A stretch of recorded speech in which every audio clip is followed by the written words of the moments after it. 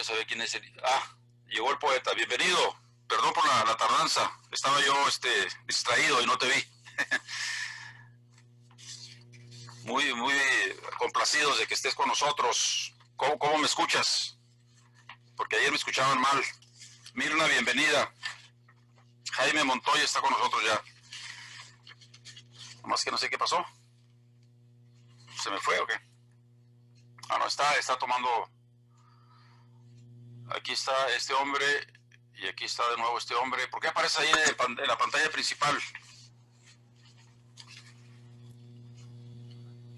Alejandro. Dime. Está robando cámara, ¿por qué? Deja ver, deja cambiar acá. Ahí está, ya estamos todos en un plano, pero a ver si también me orientan para cuando hable el poeta, pues que aparezca él solamente en la pantalla y nosotros ahí por un ladito. Soy nuevo y honesto, por eso a veces no me aplico bien.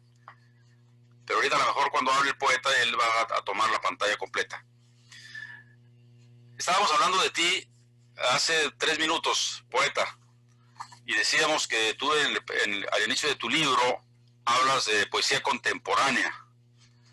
Una poesía que es obviamente hecha de múltiples metáforas, y eso la embellece y la hace asemejar, como decían por ahí algunos estudiosos de la poesía, la hace sonar como música. Muerte sin fin, algún poema que leí hace 40 años de Samuel Perse, que ya no he encontrado nunca más, es metafórico a ultranza y por lo tanto es musical, ¿sí? En fin, que de eso vamos a hablar, además de que hay gente que conoce, la señora Maciel, Mirna Guerrero y Alejandro Nazaret, y por ahí vendrán otros más al rato. Estábamos viendo quién leía el prólogo de tu libro y quién leía tu currículo, pero parece que voy a ser yo. Empezamos por leer algo de tu poesía, breve, como para darte la bienvenida. ¿Por qué todos los caminos nos conducen a ninguna parte? ¿Por qué, a pesar de los violentos manoteos, el cuerpo se rinde a la atadura? ¿Por qué el frío golpea la espalda del que sueña? ¿Por qué, en la suma total de estas frías cantidades, las lágrimas no llegan a ser número?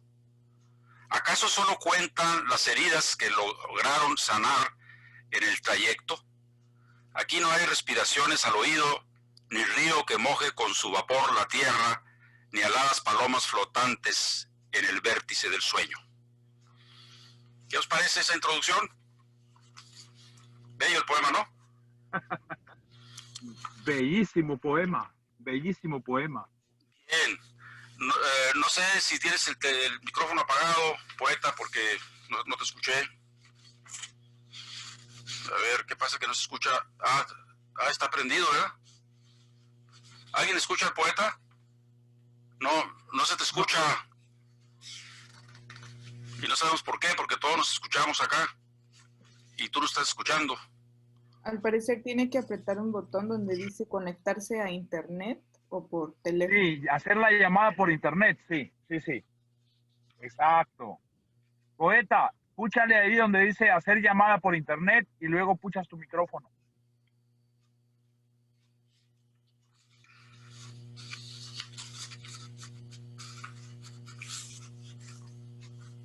Bien, ahorita resolvemos ese asunto. Porque acá tiene el micrófono prendido.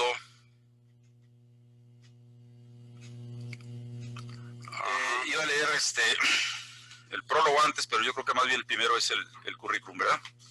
Así es. Dice, poeta México-americano.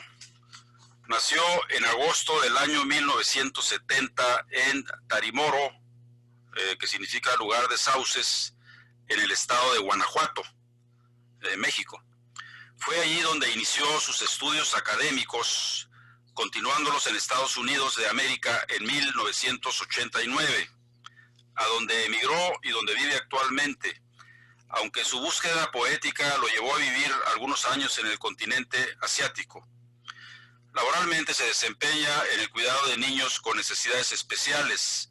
Cuenta con un poemario llamado El Jardín de Isaura, editado en España en el año 2018, y participó en la antología de poetas guanajuatenses, compilado por el maestro José Luis Calderón Vela, para tertulias literarias de Guanajuato en el 2020. Ha participado en algunas emisiones de tertulias literarias, encuentros virtuales de poesía, entre ellos el 6º encuentro de poetas de Cupatizio en septiembre del 2020, y se encuentra en la antología de dicho evento. Su poesía nos permite adentrarnos en el camino de otros mundos sensoriales, místicos y espirituales. Bien, esta es la hoja de vida de nuestro poeta, que no sé si ya resolvió su problema técnico. ¿Me pueden escuchar? Me dice Ahora que sí, me puede escuchar. con Ahora toda sí. claridad, poeta. Bienvenido. Gracias. A la luz de la voz de la poesía. Sí. Un saludo para todos ustedes. Gracias, Alejandro. Gracias a usted, José Luis. Y gracias por la invitación, primeramente. Escuché sobre la parte musical de mi poesía, y esa es una parte muy elemental que la he cuidado un poco desde el punto de vista fonético. Yo creo que la poesía mía, esa es una de las partes más esenciales, la fonética, cómo se van juntando los sonidos, y ese es el lenguaje poético que me gusta emplear en cada uno de mis poemas, el sonido de las palabras. Y lo leyó muy bien esa parte, la parte de los sonidos, la parte simbólica. Y creo que aquí nos encontramos todos porque tenemos esa misión ya está predestinada de encontrarnos. Yo a través de las redes sociales no había tenido yo mucho contacto con el público estadounidense. La presentación de mi libro fue en México en mayo del 2019, y es primera vez que gracias a Maciel, que le quiero agradecer de antemano, que me ha hecho algunas invitaciones y me ha hecho, de alguna otra forma participar en todos estos eventos, y gracias a todos ustedes, y un saludo a todos los que están conectados. Nos complacemos enormísimamente que estés con nosotros. Esto lo hacemos cada 15 días, a veces cada 20, a veces cada semana, según vaya sucediéndose. Y generalmente lo ponemos en mi página web, que es radiomorena.net. Lo dejamos ahí para que la gente vaya a verlo. Ahora mismo estamos, según me dice aquí Alejandro, que está supervisando esto, también estamos saliendo en vivo por Facebook, en mi canal de Facebook, que es facebook.com/El Capitán de Itaca. Bueno, voy a permitirme leer el prólogo del libro para entrarle a deleitarnos con los poemas. Aquí siempre alguno de nosotros escoge 1 o 2 poemas y lo lee, y ahí va avanzando, y también las preguntas al poeta sobre cómo se inició, qué proyectos tiene de escritura, en fin, todo lo que en una entrevista colectiva como es la que hacemos acá se va dando. Vamos a ver, dice, y voy a leer el prólogo porque me parece que también es una obra de arte, el prólogo, además del libro, ¿no? Este prólogo lo escribe en Málaga, España, Gema Piña González. Dice: antes de escribir estas líneas he vuelto a leer El Jardín de Isaura. No recuerdo en cuántas ocasiones le he dado lectura desde que llegó a mis manos, pero sí puedo asegurar que en cada una de ellas se han adherido nuevos elementos y significados. Abrir las páginas de este libro es adentrarse en un mundo sutil, mágico, exuberante, plagado de colores, olores, sabores, texturas y sensaciones más allá de lo corpóreo. Hay momentos en los que el lenguaje poético de El Jardín de Isaura se confunde con un mantra tántrico o una arcaica letanía, introduciéndonos en dimensiones más íntimas y ceremoniosas. Este jardín, aparte de su evidente belleza, ofrece la maravillosa visión en 5 movimientos de una transformación que arrastra al lector desde el primer verso hasta el último, en un continuo flujo de conciencia. Cada uno de los poemas que conforman esta obra se enlazan entre sí, formando un todo, una unidad cuyo comienzo nos vaticina su final. Comillas, lo atado al viento perdura, lo atado a la tierra perece. El jardín de Isaura. Seguimos con el texto.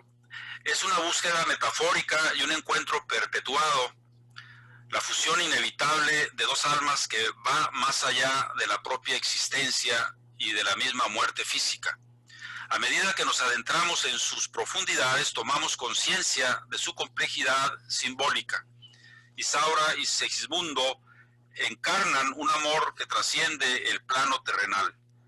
Jaime Montoya comienza exponiéndonos un mundo luminoso, lumino, dice aquí más bien, un mundo lumino. No, corrijo, luminoso. Lo que pasa es que aquí se me atravesó un guión. Exponiéndonos un mundo luminoso donde los sentidos físicos son los protagonistas. Un mundo guiado por los instintos, por los temblores, por la saliva, por las lenguas, por los cuerpos. Una danza cargada de delicada sensualidad y erotismo, donde las formas despiertan el deseo, donde los sentidos se rinden absolutamente al placer. Pero el jardín de Isaura está vivo, fluye, se transforma, y ese mundo de los sentidos nos conduce a otro plano superior, a una realidad aparte a la que debemos entrar con los ojos cerrados, pues solo podemos guiarnos a través de la intuición y olvidar todo cuanto es sensible a nuestros sentidos materiales. Esa luminosidad al comienzo del jardín se torna más bien en sombras hasta adentrarnos en la noche. Las imágenes se nublan, se vuelven más irreales, más etéreas, menos palpables, y el lenguaje es más encriptado aún. Aparecen simbólicamente los peces, el agua, la luna y el colibrí, que nos recuerdan nuestro origen espiritual y material. Entonces descubrimos que el jardín, tal y como había sido concebido, desaparece, y que los, entre comillas, niños de la luz, almas puras, iluminan el camino y nos dejan ver el mar con un ojo suyo. Esa poesía que comenzaba siendo tan carnosa y sugerente acaba convirtiéndose en misterios de otros mundos paralelos, que no nos han sido revelados, pero que sí forman parte de nuestra subconsciente y los traemos como códigos clavados en las sienes. Querido lector, tienes en tus manos una delicada joya, sutil y hermosa, elegante y espiritual, una obra que se gestó en su autor antes de que él tuviera conciencia sobre ella. Gema Piña González, Vélez, Málaga, 20 de abril del 2018, Málaga, España. Bueno, yo hoy madrugué a eso de las 6 y me puse a leer el libro de la primera hasta la última página. Y la verdad que me encantó. Aquí tengo otro fragmento. No voy a hacer abuso del micrófono, ahorita van a hablar ustedes. Otro fragmento dice, y es muy puntual: aún veo trepar por el hilo de hojas inventadas la sombra del lagarto. Su lengua primitiva ya no escupe fuego, ni aun cuando en el ceremonial de lianas el niño pájaro lo invoca. Otra joya del libro. Bien, pues, ¿qué es lo que sigue, hermano Alejandro? Tú que eres el copiloto de esta nave. Claro que sí. Jaime, bienvenido, gracias por aceptar la invitación, eres muy amable. Así es. Es un honor contar con tu presencia y con una pluma pues, que se eleva a la altura de tus versos. Me encantó, me encanta. Es un descubrimiento para los que somos hurgadores del arte y disfrutadores de la poesía, del lenguaje nuevo, ¿no? Esta poesía tiene esa extraña y bella mezcla de la mística y la sensualidad, manejado con fineza, con delicadeza, como un orfebre de las palabras. Fuera, en la pre-entrevista me me contaste una experiencia que marcó este derrotero en tu quehacer poético. Me encantó esa experiencia. Yo quisiera que nos compartieras. Ah, y también después de eso, Son esos me ruidos, gustaría... Alejandro. Hay mucho ruido por ahí. No tengo ruido aquí, espérame. No tengo ruido. Espérame. ¿De dónde viene el ruido entonces? Pero bien, acá Okay. a ver si no se interviene otra vez. Me gustaría después de esa experiencia que nos cuentes también saber tus primeras aproximaciones al hecho poético, la primera vez que la musa te hizo posesión de tu espíritu y comenzaste a hilvanar las primeras palabras, básicamente. ¿Cómo y cuándo naciste como poeta? Parece que es lo que pregunta Alejandro. Ok.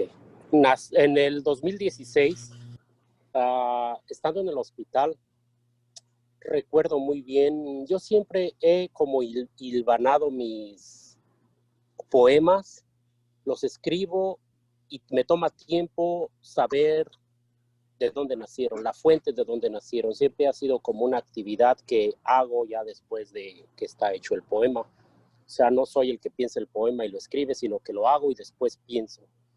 En este caso, en el 2016, estando en la noche en el trabajo, pensé, yo no estaba muy relacionado con no tenía mucha relación en la cuestión digital de las redes sociales, y pensé, dije, debe de haber más personas que escriban poesía.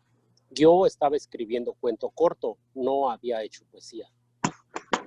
2016. Entonces, recuerdo que estando en el trabajo, busqué una página donde hubiera más escritores o poetas y escribí un poema que incluso es el primer poema que se escribió y que lo comparto dentro del libro. Ese poema, apenas ayer yo me di cuenta que no hubo una musa, sino que prácticamente ese era un encuentro mágico entre la voz de la poesía y yo. Y lo voy a leer, dice. Vengo desde lejos a buscarte, porque una noche, al abrir mis ojos, vislumbré tu sombra pegada a mi cuerpo y era idéntica a mi sombra. Ayer precisamente pensé que esa era la poesía que me venía a buscar.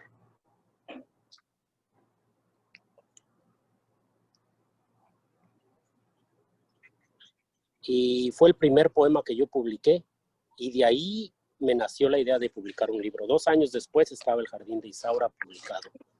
Pero en sí ese fue el encuentro íntimo con la poesía. Vengo desde lejos a buscarte. O sea, no sé. Yo no busqué a la poesía me buscó a mí. De hecho, no escogemos a la poesía nos escoge. O sea, es algo, no somos una voz individual, somos las voces colectivas de nuestros códigos genéticos. Es así, y lo has descrito de una manera muy, muy esencial.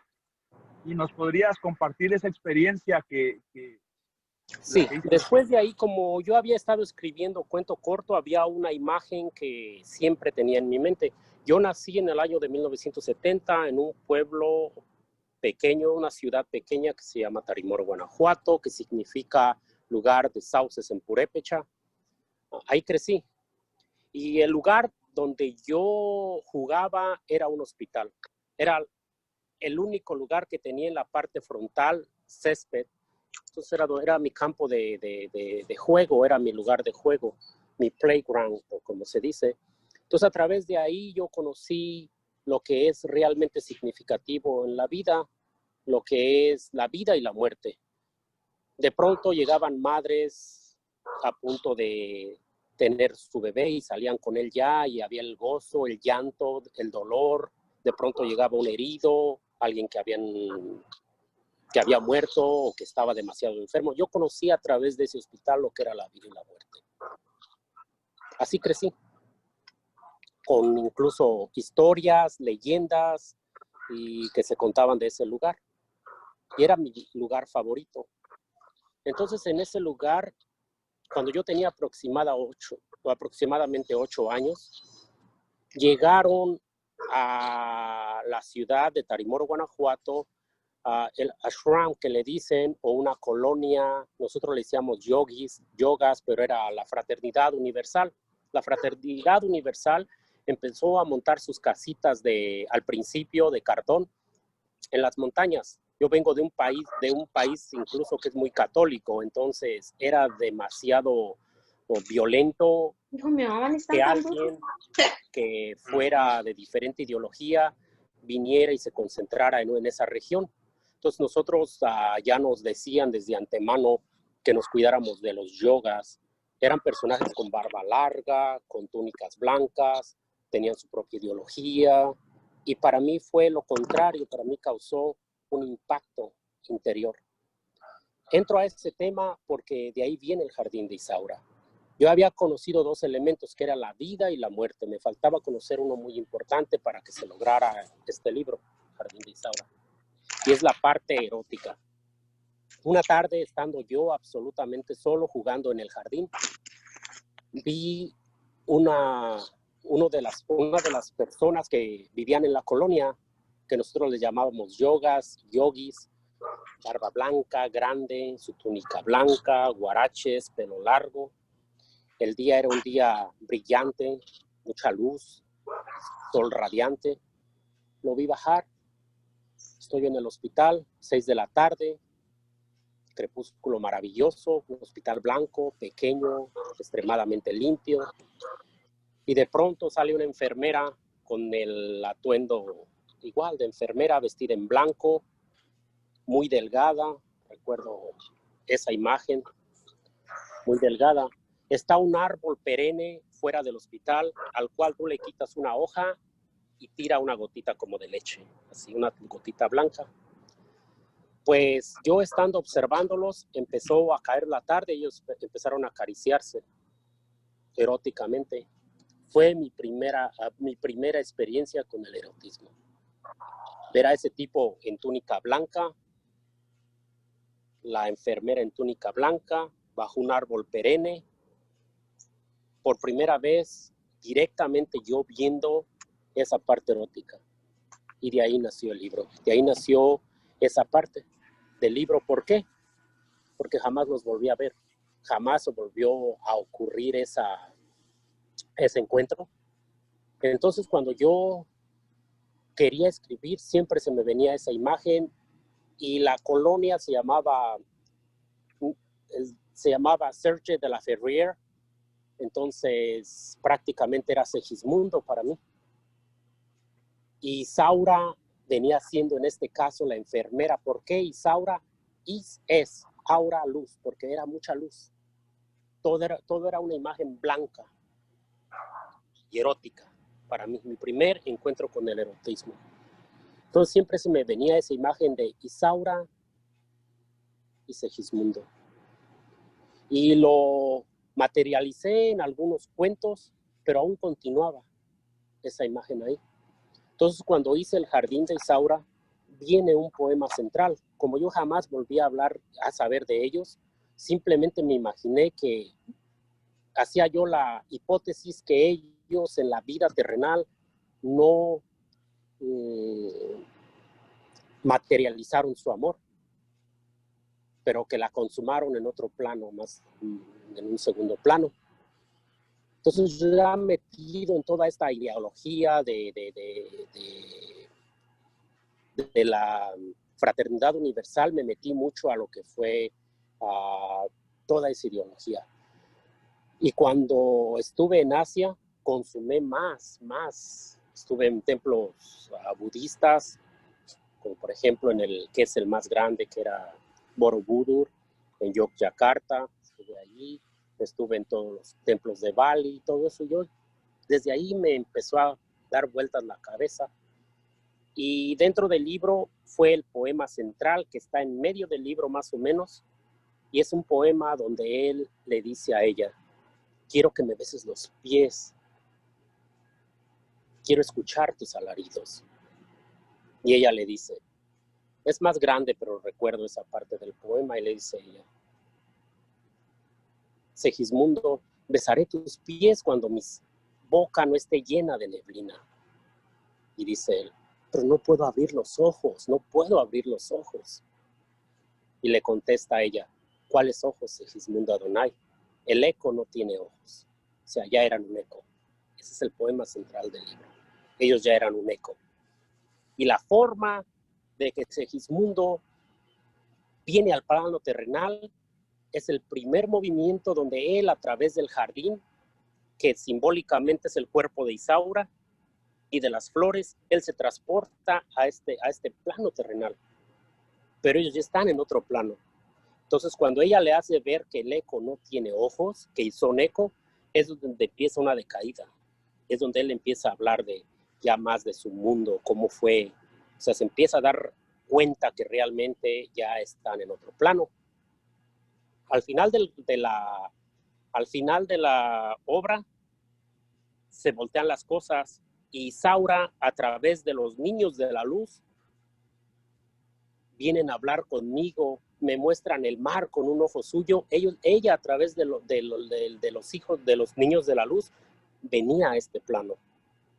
Y es cuando él le dice a él, Isaura, o sea, le dice que son eco. Ahora él se la voltea y le dice, no, es que todo ha enmudecido. Ya, terminó. Y ahí termina el poema. Entonces, el poemario tiene una estructura basado en una historia, en una experiencia, pero también tiene una estructura basado en lo que es la prosa poética. O sea, hay esos elementos. Entonces, son toda una simbiosis y también, de alguna otra forma, es una poesía híbrida. Y por eso fue dividido en 5 movimientos. Ese es el Jardín de Isaura en conclusión. Muy bien, poeta. A ver, tú esa visión que tuviste, ¿fue de niño o de adolescente? ¿Cuándo Sí, fue de niño, a los 8 años. Mira, estuviste a los 8 cultivando años esa se juntaron imagen los 3 desde elementos. entonces. ¿Y acá a qué edad escribiste el libro? ¿A los 40, a los 30? ¿El libro lo escribiste a qué edad? A los 48 años. Qué interesante esa experiencia. Se consumó todo a los 48 años. A los 48 años. Por eso mismo yo pienso que para mí es un libro importante porque tiene varios elementos. Uno, se fue madurando esa idea, esa es una, y entonces fui yo creciendo también en la palabra, y fue un libro ya más bonito porque ya tenías elementos para escribirlos. Se apartaba del solo sentimiento y de la emoción, y ya tenía también agregada la experiencia y la racional emoción de ese instante, sino ya esa idea y darle forma. Bien, y anteriormente había escrito Los leprosarios de Tirán y Mateo y Luz Paraíso, entonces eso también ya me daba una proyección más de tener más visión en la idea de lo que estaba escribiendo. O sea, que tienes otros libros editados o todavía en el cajón. No han salido, me han ocurrido varias cosas, pero Luz Paraíso, Los leprosarios de Siram, últimamente estuve recolectando todas las notas y lo tengo nada más en papel, nunca ha sido ni siquiera transcrito, ese es uno.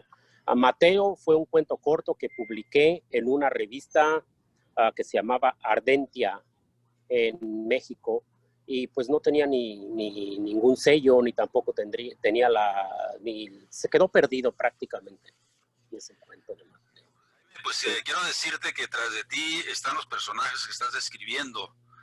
Hay un sol radiante por ahí que se asoma sobre tu hombro, entonces estás acompañado por esos espíritus que has traído tú en tu poemario. Sí. Maciel, Alejandro, ¿quién más por ahí? Yo estoy tentado a leer otro poema que escogí de las 75 hojas que me aventé hoy en la mañana. No lo voy a leer ahorita, pero sí lo voy a enunciar. estos son tus dominios, amor. Ahí lo voy a leer más adelante, no quiero acaparar la palabra. Seguramente Maciel tiene algo que decirnos sobre el poeta. Ella es máster en literatura, tengo entendido, y por ahí debe asomarse cualquier año de estos el doctorado, ¿no? Hay que ir más adelante. Maciel, tienes la palabra. Y muchas gracias, maestro José Luis. Pues leí bastante del libro de nuestro compañero, y la verdad es que muy bien lo comentaba Alejandro, que son poemas muy cortos, pero muy profundos en cuanto a espiritualidad, en cuanto a su repetición y su fragmentación, ¿no? Porque él hablaba hay un poema que cita, ¿no? Voces, ecos, bocas, huecos, ojos, nubes, flores, y todo me lleva a ti. Entonces, a través de y he estado también analizando algunos otros poemas, y esta fragmentación, ¿no? Estás viendo a Isaura y a Segismundo derrumbarse y unirse, ¿no? Entonces es bastante etéreo, bastante profundo, y sí lo visualizo y lo escucho, ¿no? A través del sonido, ese eco, esa vibración, esa resonancia que tiene la palabra, creo que es genial, y nos transporta a otro nivel o a otros niveles espirituales, si quieres, a través del sonido y la palabra. Entonces creo que eso es genial. Muchas gracias por estar aquí. Sí es, Gracias. claro. Aquí acaba de llegar Teresa. Bienvenida, Teresa, a este coloquio donde estamos disfrutando del poemario de Jaime Montoya. Que interesante, tú dijiste en algún momento, Jaime, me faltaba un elemento, era el elemento erótico, y lo descubrí siendo un niño al ver a una pareja que se besaba bajo un árbol efímero. ¿Qué es un árbol efímero? ¿O cómo adjetivaste el árbol? Perenne, o sea, que siempre está verde, nunca muere, o sea, sus hojas siempre son verdes a pesar del frío, del calor, y o sea, siempre es perenne, siempre está verde, ¿no? Bueno que me descifraste la palabra, porque yo estaba entendiendo todo lo contrario, algo que termina pronto, pero no. Bien, así es. Sí.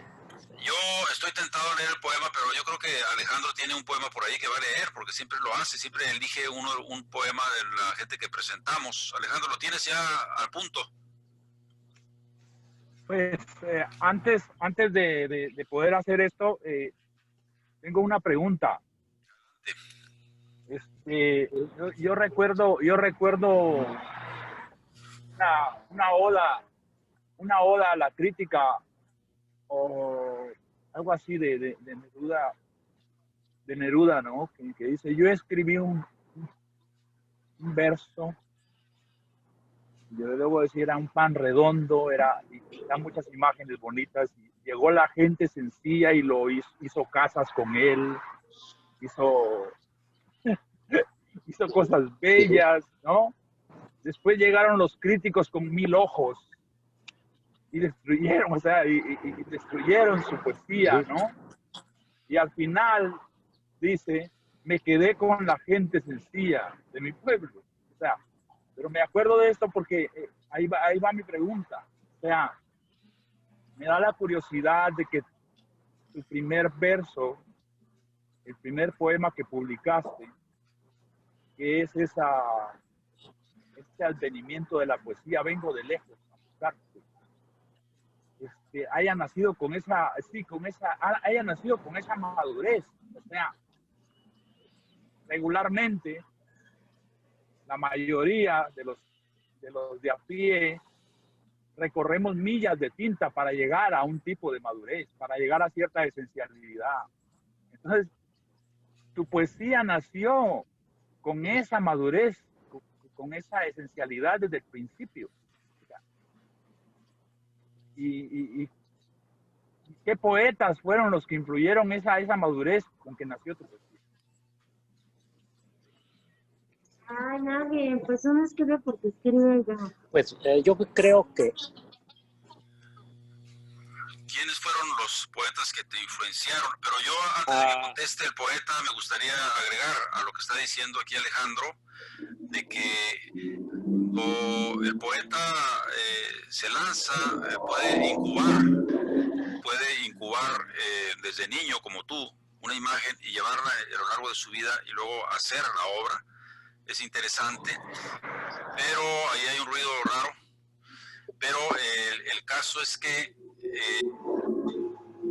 tú escribiste este último libro cuando tenías 40 y tantos años, no me fijé bien en la edad, pero tú empezaste a escribir desde más temprano, por lo que me dices, porque tienes obras inéditas, ¿no?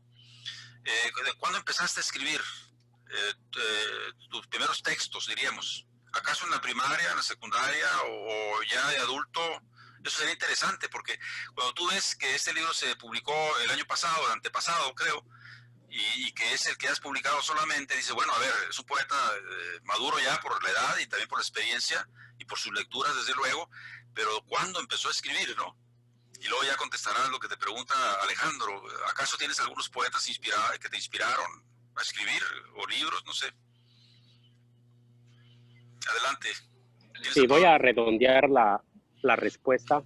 Entonces, cuando yo crecí, yo fui un niño demasiado tímido, pero cuando había poesía cuando había poesía en la escuela, siempre quedaba yo paralizado ante mis compañeros que podían recitar un poema. Siempre fue muy... Y pienso que fue como una forma de admiración. Y como yo no tenía no tenía la confianza, se podría decir que era muy tímido en esa parte, siempre fui un poquito así alejado de todo eso, los admiraba en secreto.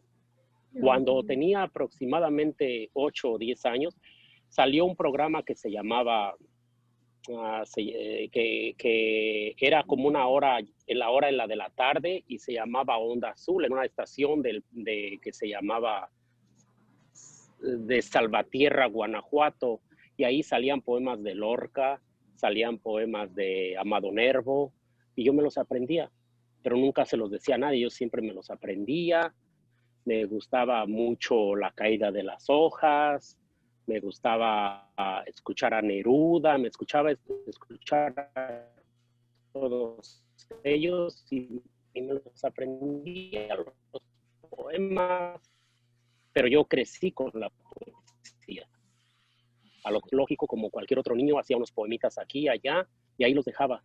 Entonces, nunca fui muy preciso en mantener un ritmo, simplemente pasaban años y me volvía a salir otro poema, y así fue hasta que en 2016 estuve yo escribiendo algunos poemas que quedaron allí fragmentados, o que quedaban en hojitas, o que se perdían. Hola, hola.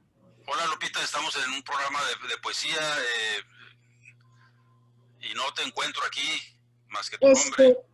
Sí, no puedo capturar la imagen, no sé por qué estas Ya. cosas modernas del teléfono, pero Ajá. pues simplemente, ¿no? Aumentar mi admiración por el maestro Jaime Montoya, Ajá. que a mí realmente desde que su libro llegó a mis manos me tiene simplemente fascinada. Muy bien, Lupita, bienvenida, bienvenida. Bien, Gracias, entonces, Lupita, gracias. bien, así estas cuestiones técnicas a veces nos atoran, ¿verdad? Pero bueno, es parte de este juego hermoso de traernos a lo colectivo, la poesía de un niño tímido que creció y escribió y publica, y bueno, ahora ya tenemos poeta. El poeta es cuando ya también lo leemos, porque si alguien escribe toda su vida y tiene sus poemas en el cajón, pues será poeta metafísico, no sé qué tipo de poeta, ¿no? Bien, yo sí no me aguanto y voy a leer este poema. Estos son tus dominios, amor, los hilos de la noche, el volumen del agua y sus islotes desgajados, la desnudez del fuego y su aritmética elemental, el indomable cuerpo de los astros, la fecundidad del polvo que hace germinar jardines.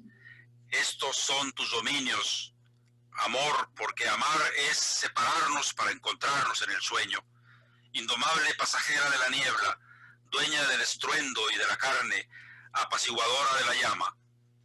En tus ojos cerré mis párpados y ya no encuentro el camino de regreso. La noche ladra, El viento ladra, pero ningún aullido puede detener el tiempo, porque tú eres el tiempo. Pesa más la sangre que la luna, pesa más la noche que un aullido. ¿Cómo comprender que el corazón es un polvo, una ceniza apenas palpable para la temblorosa yema de los dedos? Los ojos del desierto me ven vacío de peces, me ven sin ojos, me ven sin alas. Estos son tus dominios, amor. Aplausos que le den al poeta. Bello el poema. Buenísimo, buenísimo. Adelante, hermano, ¿tienes un poema ahí? Gracias, sí, pero a este poeta me nacen muchas preguntas. Adelante, adelante. Sí, hermano, en una entrevista que le hicieron a Roberto Bolaño, el poeta chileno, le preguntan, ¿qué es la poesía?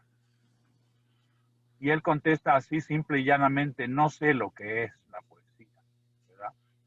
Y la mejor definición que hemos encontrado es la de Becker, ¿no? Y tú me preguntas qué es la poesía mientras clavas tu pupila en mi pupila azul, poesía eres tú, ¿no? Entonces, para un poeta de tu altura, Jaime, ¿qué es la poesía? A ver cómo toreas ese torito, Jaime. ¿Qué es la poesía? Buena pregunta. Lo diría... Ok.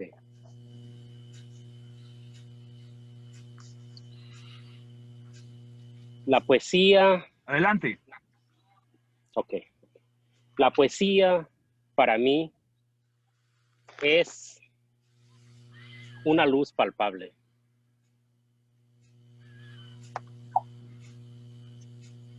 Solo luz. Y puede ser palpable. Ok.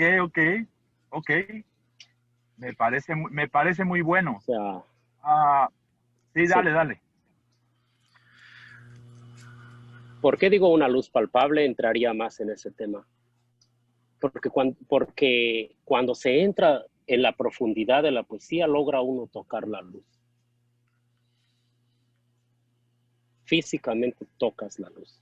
O sea, la textura de lo que es la luz, logras tocarla. Y además tú mencionas en tus poemas la palabra polvo en varias ocasiones. Y nosotros nacimos de las estrellas. Somos polvo cósmico, ¿sí? En el sentido, diríamos, físico, biológico también, y por ende espiritual, porque este programa se llama La Divina Fauna cuando hay una mujer invitada, y cuando hay un hombre se llama la fauna sagrada, ¿no? Lo tipificamos. Y acaso no solamente los poetas son criaturas sagradas, ¿no? Todo ser humano, pero el dador de luz, tú lo acabas de decir, la poesía es luz, pues es el poeta. Es un pequeño Dios, decía por ahí alguien, creo que el creacionista Vicente Huidobro, pero el pirata de Neruda decía, no hay dioses pequeños, ¿no? Entonces, tampoco vamos a engolarnos y decir el poeta es un dios. No, somos seres terrenales, pero somos hijos de las estrellas, de eso estoy seguro, ¿no? Claro.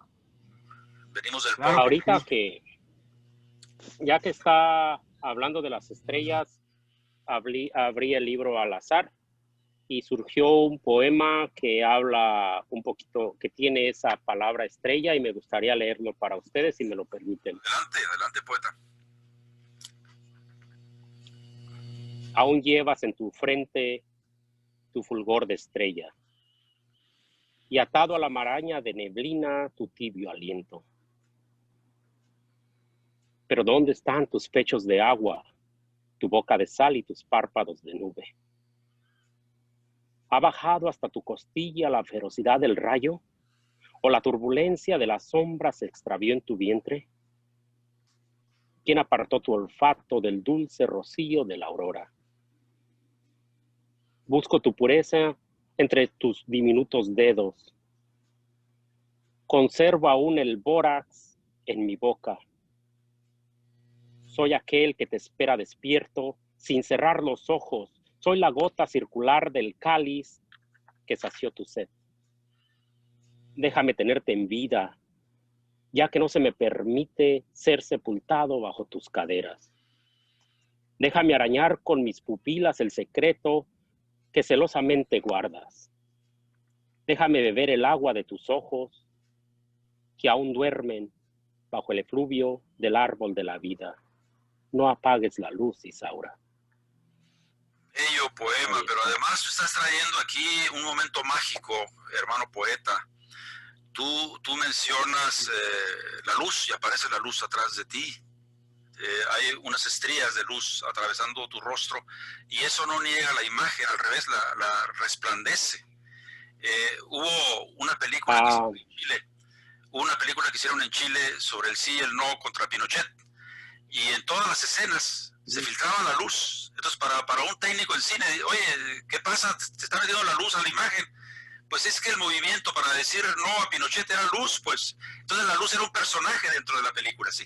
Fue puesta ahí a propósito. Y acá no sé si te ocurrió ponerte de espaldas al sol para que la luz entrara en el foco, pero es formidable. Y ahora hiciste algo también muy poético. Abriste la Biblia al azar. ¿Sabes quién hizo eso una vez? San Francisco de Asís. ¿Y para qué lo hizo? Para ver qué le decía la Biblia que tenía que hacer para poder propulsar, diríamos, la religión, ¿no? Entonces, momentos poéticos. Realmente es mágico que tenerte aquí. Hay muchos rostros ahí que están muy atentos. Quiero agregar algo que... Adelante. Quiero agregar algo que acaba de ocurrir hace un momento y que me ha mantenido un poco distraído. En el momento que hemos estado hablando de esto, yo estoy bajo unos árboles y algo que nunca había ocurrido jamás, o sea, no entiendo. Cayó una paloma muerta de arriba de un árbol, cayó de golpe al piso. No sé. Oh, wow. Siguen llegando las Y metáforas eso me ha en llamado este un momento. poquito la atención. Ahí está. Yo le llamo a esto Ahí un está, y no momento, sé, o sea, fue un algo un momento poco... primordial, Claro.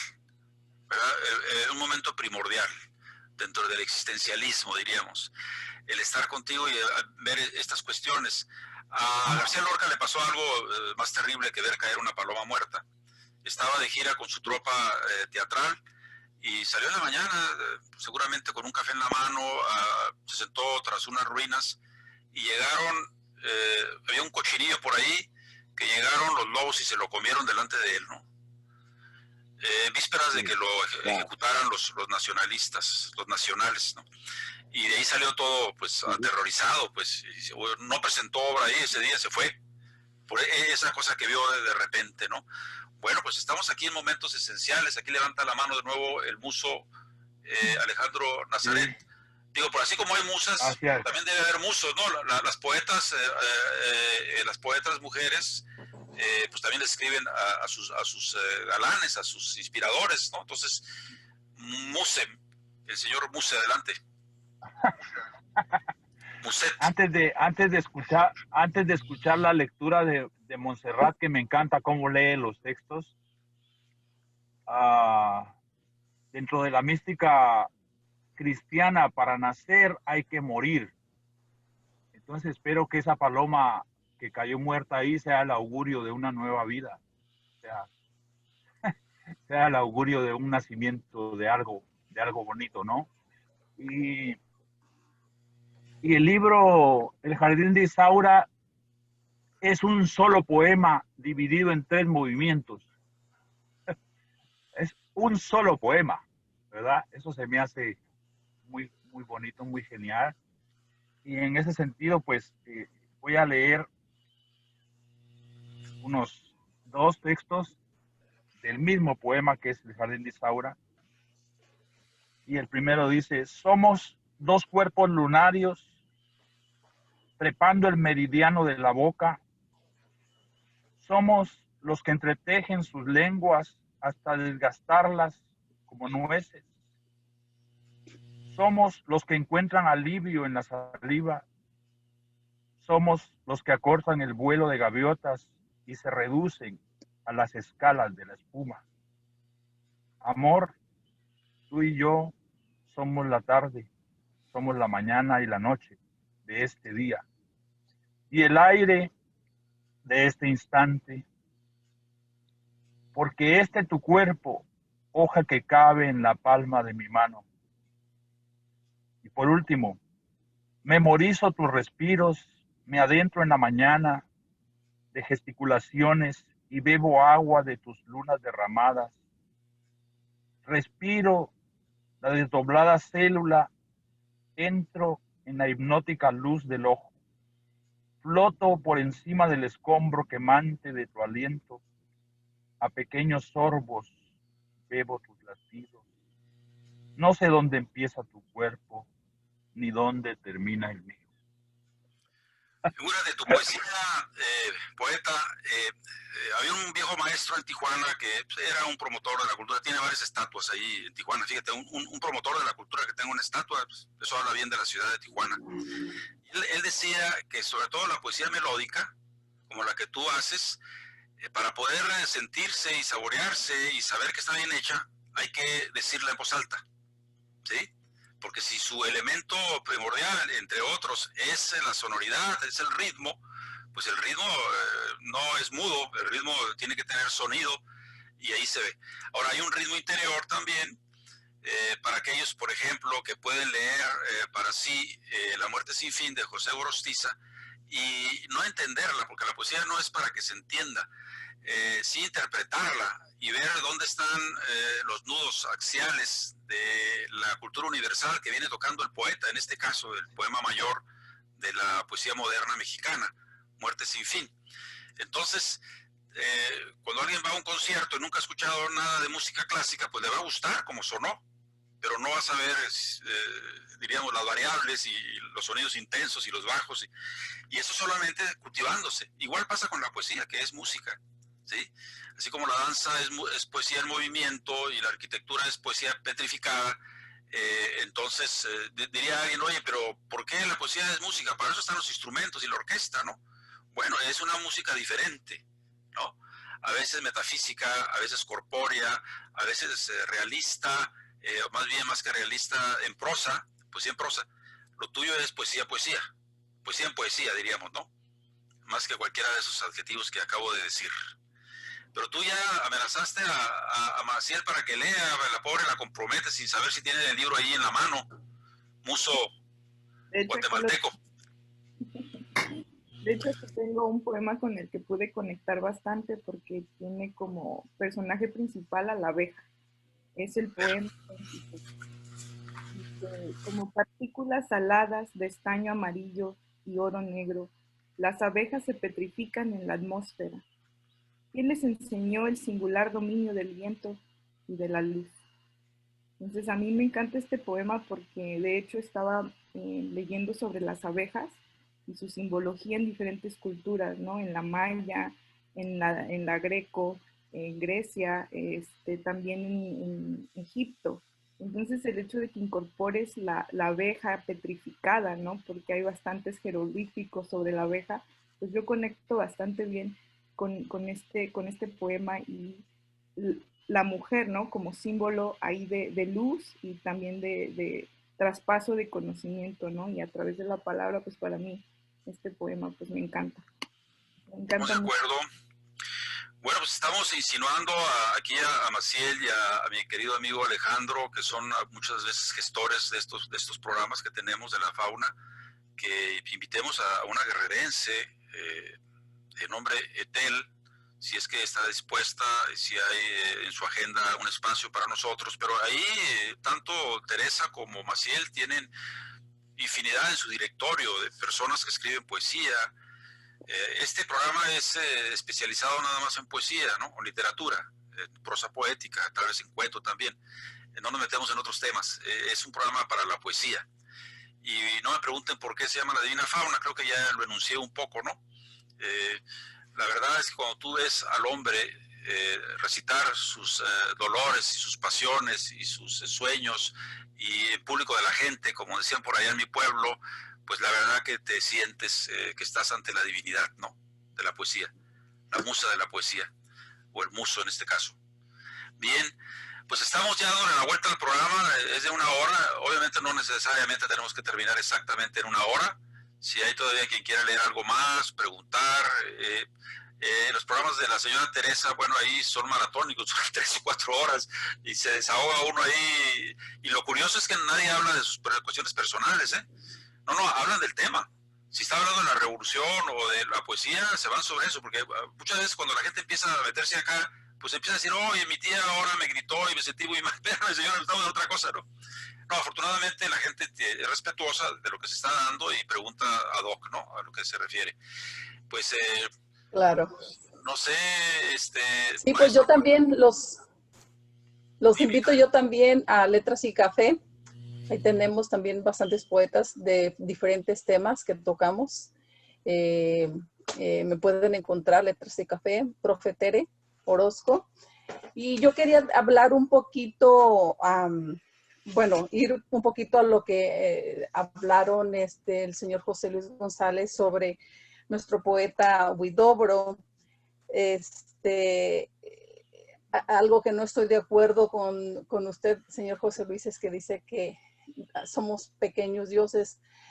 Cuando yo empecé a escribir poesía y a leer a Huidobro, creo que también pensé como piensa usted, ¿no? De que nos estábamos comparando con ese Dios que uno no puede compararse, ¿verdad? Porque así la iglesia nos hace pensar. Pero cuando me adentré como poeta y en los diferentes, en el mismo poeta Huidobro, pues reconocí que somos hechos a la semejanza de Dios, ¿no?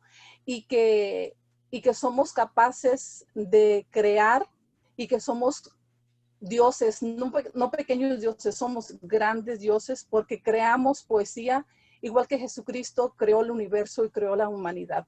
Entonces, y no nos estamos comparando a Dios, pero sí somos capaces y nacimos con la capacidad, somos poetas, con la capacidad de crear gran poesía. Y por eso somos, nos podemos decir grandes dioses, ¿no? No porque nos comparamos con Dios, pero porque somos capaces, nacimos con la capacidad de crear igual que Dios. Yo creo que los poetas son divinos y las poetas más todavía, más divinas. Y obviamente Neruda, socarronamente, ¿no?, le dice a Huidobro, no hay pequeños dioses, ¿no? Todos los dioses son grandes. Y decía el maestro vizcaíno, del que hacía referencia hace un momento, no, a ver, no somos más que una pareja, y luego somos 3 o 4 dentro de la familia, y luego no somos nada, no somos polvo cósmico. Entonces, eso es lo que somos, ¿no? Animales de sentimientos, ¿no? Animales políticos, animales virtuosos y a veces decadentes, y somos los seres humanos, y no necesariamente el poeta es una buena persona, por cierto, a veces son envidiosos, maldicientes, engañosos. O sea, estamos dentro de la fauna, pues. ¿Por qué presumimos de la fauna divina, la fauna sagrada? Bueno, pues porque queremos echar la luz que nos estás aventando ahorita, poeta, ahí con el sol que tienes atrás, que es el padre de toda la humanidad, ¿no? Toda la humanidad ha idolatrado, amado y festejado al astro rey. Independientemente que no hayan creído un Zeus o una deidad, diríamos, por el cual respiramos y existimos, así es sencillo, ¿no? Materialmente, sin irnos mucho a la mitología. Pero bueno, ya estamos yendo a la filosofía, a la mitología, a criticar a Neruda y a Huidobro. Neruda era un lengua suelta, hermoso poeta. Yo, el poeta que más he leído en mi vida es a Neruda. Y de Neruda se dicen 1000 cosas. Haremos un programa especial para decirlo, porque yo soy medio chileno además. Mi compañera es chilena. Yo voy cada año a Chile, bueno, cuando se podía. Ahora con el coronavirus, ni a la esquina, ¿verdad? Bien, pues ha estado muy callado últimamente, poeta.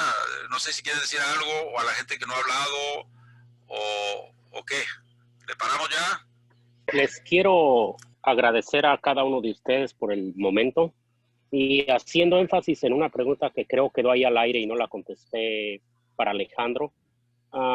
Realmente, de los poetas que han influenciado directamente en mí, pues viene siendo Huidobro. Claro, por supuesto, él decía, por ejemplo, con Huidobro podemos no estar o estar de acuerdo, pero la riqueza que le trajo a la poesía desde el creacionismo ha sido única. Por ejemplo, él decía, que el adjetivo cuando no da vida mata.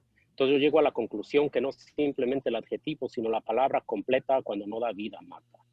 Esa es una de mis... Ahora, en la parte fonética, pienso que la influencia mayor que alguien puede tener es cuando ve Muerte sin fin de Gorostiza, que es un gran poema metafísico donde realmente los sonidos es una maravilla. Estás escuchando una orquesta o estás escuchando una sinfónica. No, para mí el poeta de los más originales es Gorostiza con Muerte sin fin, para mí en lo personal. Ahora, pues hay que no dejar atrás a Octavio Paz con Piedra de Sol, que también es un gran poema.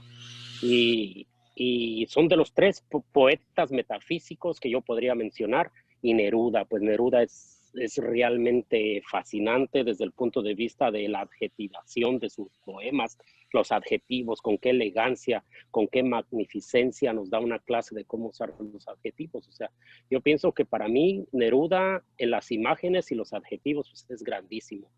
Vamos a la magia de Octavio Paz. Octavio Paz tiene mucha magia en su palabra y caemos a la riqueza fonética de Gorostiza en Muerte sin fin.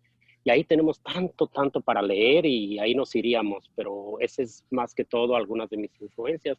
Estas tres personas siempre han sido cabecera, o sea, son libros de cabecera, toda la obra de Octavio Paz, la obra de Gorostiza, la obra de no nos vamos a olvidar de un paisano mío, Efraín Huerta, de Silao, Guanajuato. Es un gran poeta que también no ha sido muy leído. ¿Por qué no ha sido muy leído Efraín Huerta? Por su tendencia política. O sea, él era abiertamente comunista y se manifestó comunista y participó en los movimientos comunistas del país. Y es un poeta que ha sido muy relegado por su conciencia política que tenía. Efraín Huerta es otro poeta que hay que leerse. Lorca, era lo que yo quería decir por ahí. Lorca, ese gran surtidor de metáforas y de Lorca, esplendor. claro.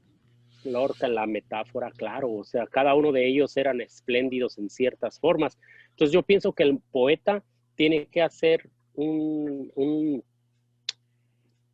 recuento, tiene que hacer un análisis, tiene que profundizar y ver qué nos aporta el poeta, más allá de los poemas y de la palabra. Por ejemplo, acaba usted de decir, la Lorca con sus metáforas, ¿entiende? Y la fuerza de, por ejemplo, Roque Dalton, no se puede, o sea, todos ellos han dado a la poesía muchísimo, ¿me entiendes? O sea, muchísimo. Roque Dalton, René,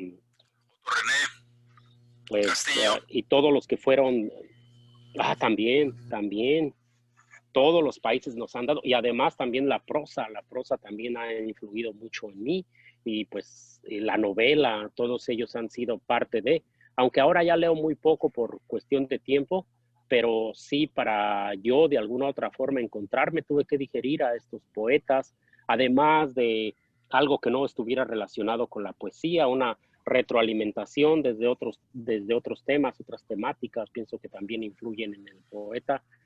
Todo lo que piensa, todo lo que sueña, todo lo que vive, todo lo que desea. Incluso tengo ahí una anécdota muy larga, pero muy bonita que me acaba de ocurrir ayer. Y no es de que siempre me estén ocurriendo cosas. Al contrario, me suceden tan pocas cosas que escribo tan poquito, porque no me suceden muchas cosas. Entonces las consolido así. Así es, bien, muy bien. Yo también quiero hacer un anuncio. Ustedes pueden seguirnos en todos estos futuros programas a través de mi revista electrónica radiomorena.net.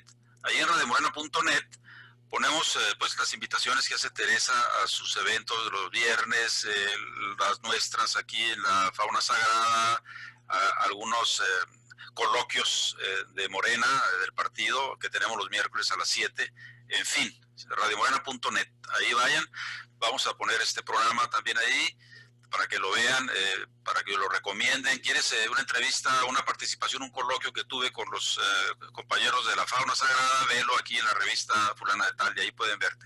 Alejandro, tú has levantado la mano. Si quieres, empieza a despedirte y así le damos la palabra a cada uno de ustedes para que nos despidamos, ¿sí? Claro que sí, ha sido un honor conocerte. Sí. Ha sido un honor tenerte. Ha sido un honor tenerte en el programa, hermano, un descubrimiento. Te vamos a seguir. De ahora en adelante tienes unos amigos acá, a la orden, por supuesto. Y en ese sentido, por último, con un poeta así no se puede hacer una entrevista corta, pero por último tengo dos últimas cosas, ¿no? Hace algún tiempo tuvimos una polémica en el programa cuando nos visitó un poeta cubano, ¿no? Y la disyuntiva, la pregunta era, se puede y se debe separar la creación poética de la postura política del autor? ¿Es un error marginarlo por su postura política? ¿Le costó el Nobel a Borges una simple anécdota que vivió en Chile con Pinochet? O sea, se debe separar, es un error marginar a una lectura por esto.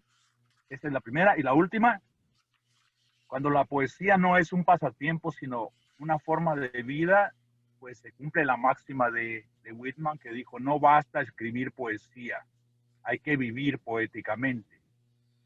Y en ese sentido se nota cuando alguien vive poéticamente, se nota en sus textos, en la esencia, en su proyección. En ese sentido, ¿cuáles son tus siguientes proyectos que tienes en la cocina poética? Y con estas preguntas, pues te doy un abrazo, te extiendo la mano de amigo y te doy las gracias. Muy bien. Pues Adelante, poeta. primero, Ale, quiero agradecerles a todos ustedes y afortunadamente todos a ustedes están aquí en Estados Unidos. Estoy seguro que voy a tener la oportunidad de estrecharles la mano y darles las gracias a cada uno de ustedes. En segunda, pues la parte política y la poesía. Pues ahí vemos a Neruda, uno de los más grandes, que fue un gran manifestante de sus ideas, de sus ideales. Yo pienso que los ideales se tienen que presentar desde el punto de vista poético. Yo pienso que no hay límite para lo que uno quiera decir, pero hay que de alguna otra forma tener esa pluma tan precisa para expresar una idea política y que el poeta, a pesar de que no lo busque como un impulso, más sin embargo como un encuentro. Y ahí tienen a Neruda, tienen a Lorca, tenemos muchos poemas, a Gabriel Celaya, con ese poema tan grande que tiene ahí, no recuerdo el título, pero que habla poesía para el pobre, poesía como el pan de cada día. Y es un gran poeta, Gabriel Celaya, es un gran poeta Neruda, es un gran poeta Lorca, es un gran poeta Efraín Huerta, y todos tuvieron la tendencia radicales, se podría decir, que entre comillas se llamaba radicalismo, pero tenían ideales firmes, y yo pienso que de los ideales se tienen que mantener dentro de la creatividad y la expresividad. Por ejemplo, tenemos la cuestión de Frida Kahlo, que se ha hecho tan popular a todos los niveles, pero más que todo comercial. ¿Quién era Frida Kahlo? Frida Kahlo fue participante de los partidos comunistas en México, igual que Diego Rivera, eran comunistas y tenían sus ideales. Ahora se les ha dejado como a un lado esa parte de sus ideales y se los ha visto más por la parte artística, pero ellos en realidad nunca se deshicieron, llevaron a Trotsky a México y todas esas cuestiones políticas ahí están manifestadas. Yo pienso que no porque yo esté hablando nada más de la parte del comunismo, porque también hay poetas que han sido hacia la derecha y han sido muy buenos. Octavio Paz se le reconoce como pues, premio Nobel y era totalmente lo contrario. Octavio Paz estaba realmente convencido que la solución a todos los problemas humanos era realmente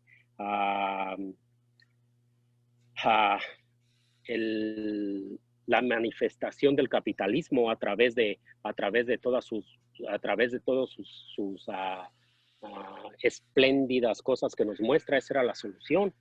Y así, o sea, yo pienso que ahí se ven realmente las dos partes y se puede convivir muy bien con las dos. Si se tiene una estructura firme desde el punto de vista político, desde el punto de vista de las... si por esa dirección se ve el poeta, pues ahí tenemos a Roque Dalton. O sea, hay muchísimos que se fueron por sus ideas políticas y son unos grandes poetas. Entonces ese sería yo para mí, que no realmente no debería de postergarse o dejarse a un lado la parte política o la parte filosófica, porque en sí la poesía es política y es filosofía también. Correcto, muy bien, sí. Ahí tienes a Vargas Llosa también, que es un espléndido escritor, pero Exacto, se cargó exacto, a la derecha sí. para no de viejo andar en los mítines populares y defendiendo los derechos humanos. Exacto. Se cargó a la derecha y está en España Sí. y se codea con el rey y con todos ellos, ¿no? Cada quien busca su nicho. Y bueno, pues hay que leerlo de todos modos porque es un gran escritor. Se me estaba ahorita bullendo en la cabeza de que el Gabo, que creo que no escribió poemas, hasta donde yo sé, pero yo digo que es un poeta el Gabo, aunque haya escribido solamente en prosa, porque sus libros son poesía. Sus libros son poesía, ¿no? Vamos a darle la palabra a Maciel para que se despida y empiece a despedirnos del programa. Maciel. Muchas gracias. Pues nada más agradecer al poeta Jaime, mi amigo Jaime Montoya, por haber estado. Gracias, Maciel, gracias. Compartir con nosotros su poesía. Y lo que quisiera resaltar, ¿no? Algo que observaba escuchándolo hablar, es que para escribir excelente poesía hay que tener referencias excelentes también en la literatura. Y no tan solo eso, también aprender a analizar y a saber cómo los demás poetas están utilizando su lenguaje, ¿no?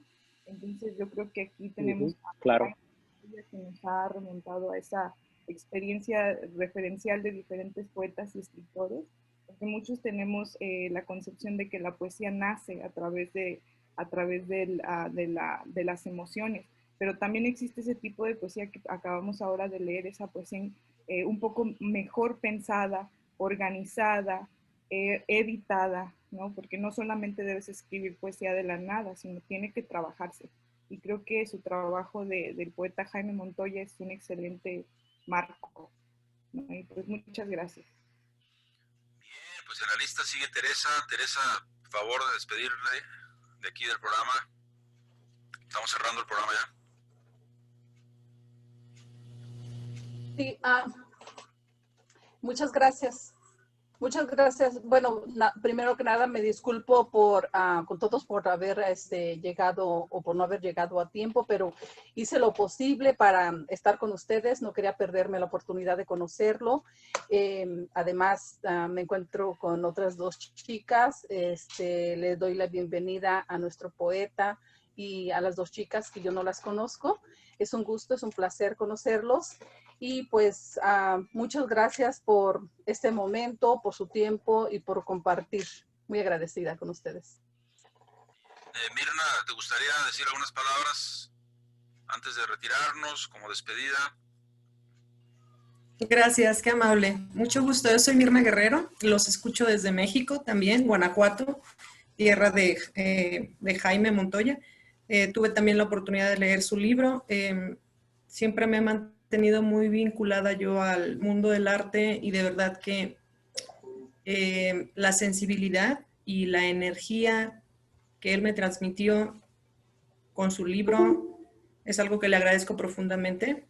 Y bueno, muchas gracias a ustedes. Fue un placer poderlos escuchar y muchísimas gracias a ustedes y al poeta. Gracias, Mirna. Acuérdate que los viernes a las 7 hay Letras y Café. Este viernes no va a haber, creo, Teresa, porque es Thanksgiving, la víspera. Entonces, no.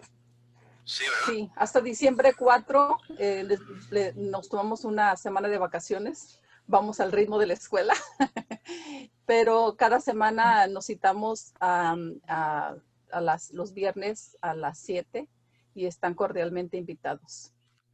Es un programa gracias. Muy extraordinario el que hace Teresa, porque, bueno, invítalas a la familia. Si va un músico ahí al programa, pues imagínate la familia del músico, ¿no? Y ya tiene un banco de seguidores y de propuestas interesantes. Y eso lo pueden ver, claro. Lo adelantamos en mi página radiobuena.net. Ahí están los flyers donde anunciamos estos eventos. Yuris Giri, ¿quieres dar tu palabra antes de despedirte? Aquí también nos va a faltar, ¿quién más? Había una Lupita por ahí, ¿eso fue? Creo que hay alguien que quiere hablar, Alejandro Nazaret. No sé si pueda despedirme o él quiera hablar antes. Sí, Adelante, adelante. Te da la palabra, caballero. Muchas gracias. Pues yo soy Yuritz Quiricampos Anguiano, los estoy viendo desde Uruapan, Michoacán. Yo pues por azares del destino que no son azares, sino son causalidades, llegué a la poesía de Jaime Montoya y desde pues hace un tiempo lo sigo, me parece una poesía extraordinaria y pues a donde va, ahí voy a escucharlo, no sé qué más. No, pues, muy agradecida con ustedes y gusto en conocerla. Qué bueno que lo sigues. Ojalá tuviera yo al menos a una persona que me siguiera en la poesía. Pero bueno, gracias, muy bien.